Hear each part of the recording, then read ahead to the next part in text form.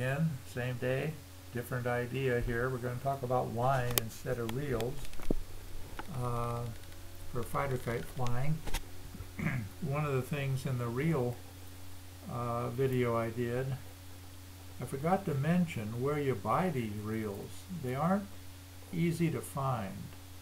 The best place and the lowest price that I've found is online at a company called One World Trading. And if you just Google One World Trading, you'll find their website. Go to the kite page and you'll find line, kites, reels, all sorts of good stuff. And they are the lowest price I've found for line, reels, and kites. So it's a good resource. Flying line for fighter kites has to have a couple of qualities that may or may not seem obvious, but you have to be able to grip the line with your hands relatively easily, and that's a different situation for each person. Now, the most common line in the world is a cotton thread. Yes, thread. It's made by a thread company. Different places in the world make it. And it's slightly thicker or slightly larger in diameter than sewing thread. And it's made of 100% cotton.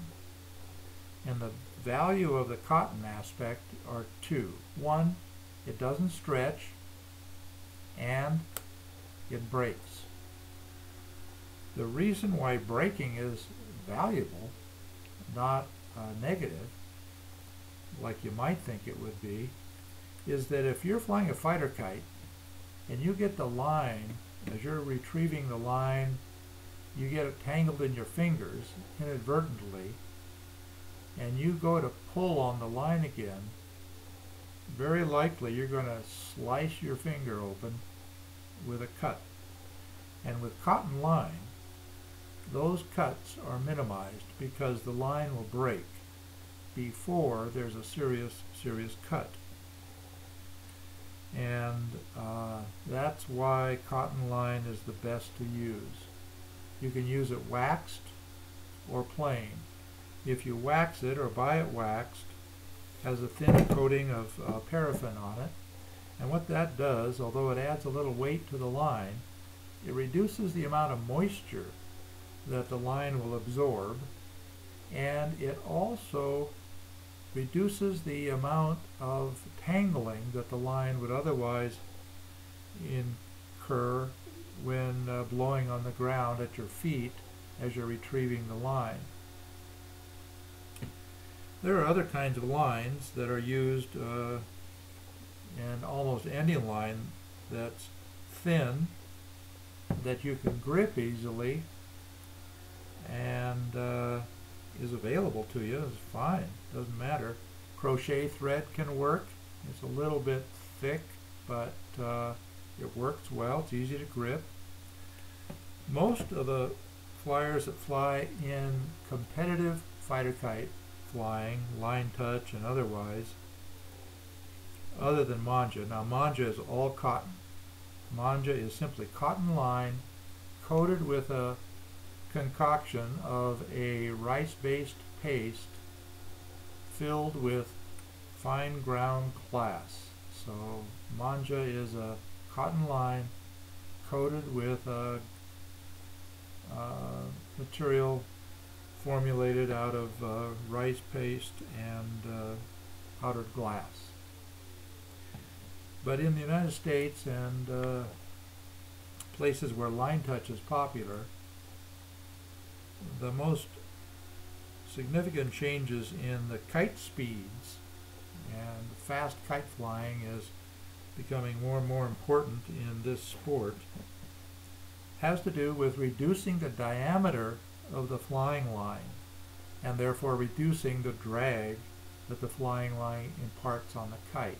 So the kite doesn't have to tow as much weight or drag with a thin line. This is a monofilament line. a non-stretch, what they call super mono spider wire line. It's monofilament. This is 10-pound weight, and for me, this is way too thin to be able to grip easily. This is a little heavier monofilament line, and it's easier to grip, but monofilament, even if you get the non-stretch or low-stretch type, is very slippery to me, very slippery. This is a brand called Power Pro. There are many other brands on the market of similar line. This is made of a braided Spectra. Spectra is as strong or stronger than steel, if you believe what they tell you. This is braided. It comes in a variety of colors. This is a 30-pound test. Very strong. It won't break. It takes way more than 30 pounds to break it, I think.